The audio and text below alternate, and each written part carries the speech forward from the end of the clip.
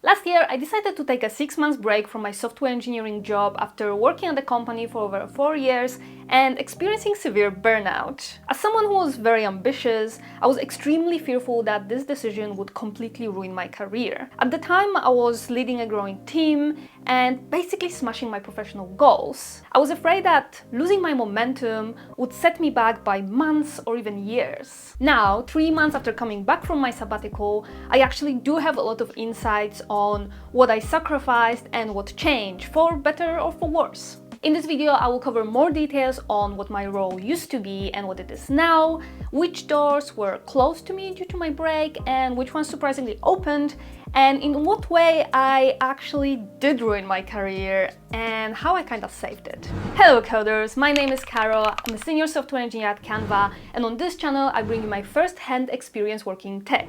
To start off, you might be wondering why I took a half-a-year break from work if I worried about my career so much. On the surface, I was in a good place. I dreamt about becoming an engineering manager for years and worked very hard to get to that role. My team was growing and so were my responsibilities. I led cool projects that were strongly aligned with my passion for making videos, recording studio, video effects, and video background remover.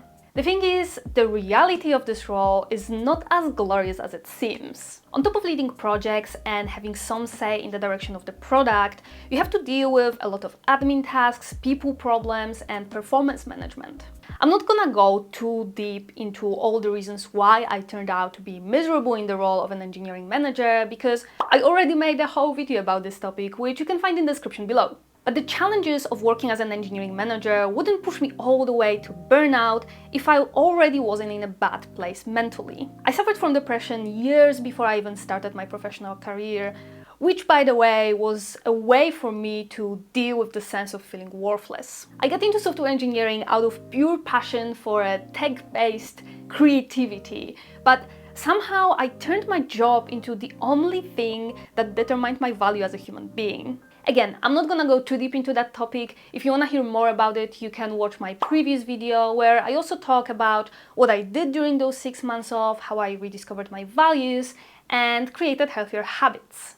From now on, we will talk specifically about the implications of me stepping away from my career for half a year. First of all, I didn't quit my job, but took an extended unpaid leave.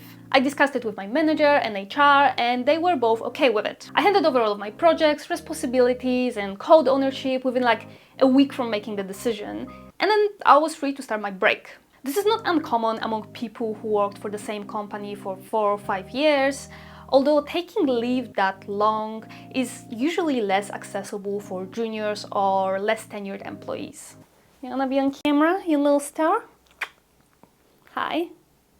At that time, I was working as an engineering manager for nearly 2 years, and I wasn't really sure if I wanted to stay in the role after my sabbatical was over, whether it would be at Canva or another company. Initially, I didn't even know if it would be possible at Canva, because as a part of me handing over my responsibilities, I also gave away all of my direct reports. However, the team didn't get dissolved, but instead another manager from the video group joined it alongside her original team, which meant that theoretically, I could get my team back in pretty much the same shape I left it in. But I knew that leading 2 teams was really important to the new EM, as it gave her more opportunities to practice her leadership skills and grow towards a promotion.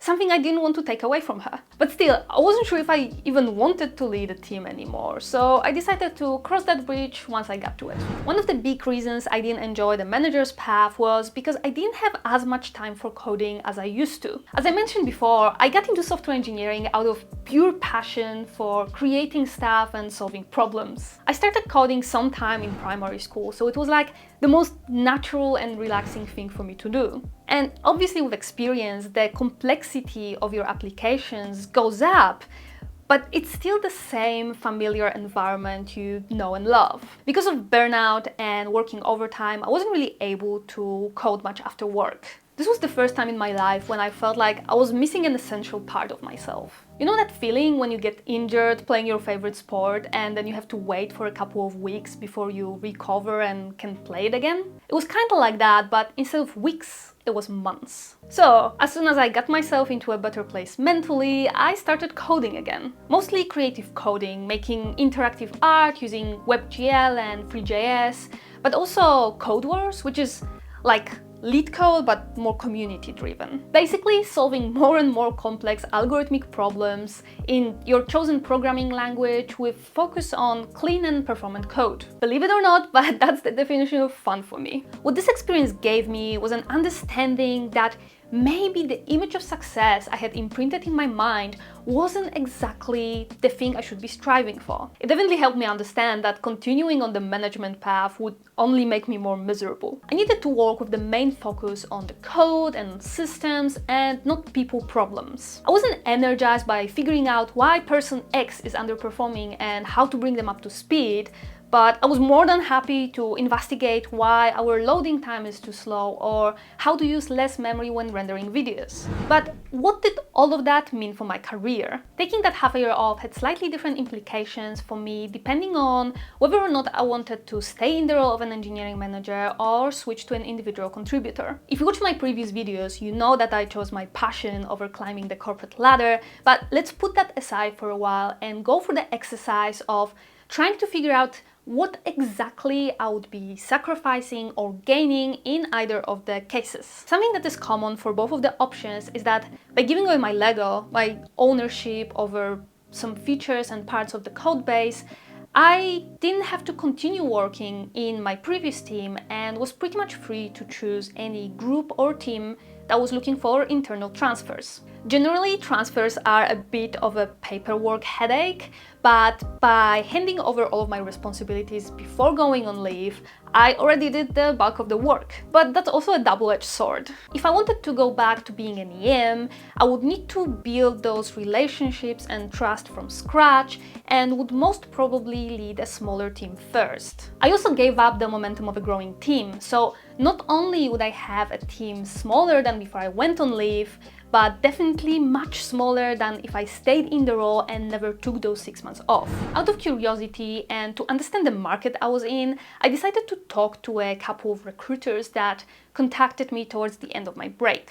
They were all desperately looking for engineering managers, but when I mentioned I had been considering getting back to a strictly technical role, they all said that their IC hiring is either on freeze or limited to roles that I wasn't really interested in. By the way, when I mentioned that I was on sabbatical, they were all very understanding and non-judgmental. I think their positive reaction was due to two factors. One, I've been working in the industry for many years already without previous gaps in experience. Two, I did mention my side projects to them, which showed them both that I'm passionate about what I do, but also my coding skills probably didn't have time to rust. So, did I actually ruin my career? In a way, yes.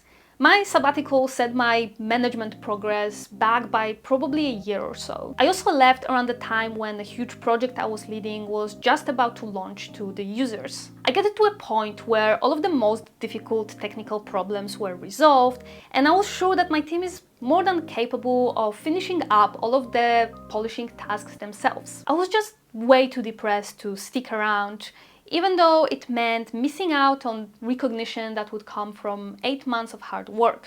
But this is not really a sad resolution. I didn't want to manage anymore. And if I wanted to, the EM that took over my team was actually going on maternity leave, and now both of her teams needed a new lead. This break actually saved my career because I was so burnt out I wanted to quit tech altogether. But by distancing myself from my job and reconnecting with my passion for coding, I actually remembered why I got here in the first place. Because it was fun. So for the past 3 months, I've been working as an individual contributor on a highly technical but slightly isolated project. I got back to work mid-December, so I had quite a lot of time during the quiet Christmas period to ease into it, understand what needs to be done, see the current status of the code base, and actually start coding. One of the biggest problems for me before going on that extended leave was lack of work-life balance. And that's never good for your career. Sometimes hustling pays off, but it cannot be your baseline job attitude. So some of the things that I'm trying to be really mindful of is to disconnect from work after I'm done with it. Don't work overtime. Don't get too angry over work stuff, and only say yes to things that really matter. In the long term, this should help my career because my definition of successful career changed from being in the top 0.1% to having a job I enjoy, that's aligned with my values, that gives me just enough challenge to push me a little bit outside of my comfort zone, and one that pays me enough so that I don't have to worry about the day-to-day expenses or retirement. So what do you think? Did I do the right thing? And have you ever considered taking a break from your career? Let me know in the comments below, like this video and subscribe for more first-hand stories from the tech industry, like the next one about how my software engineering job helped me get an Australian citizenship.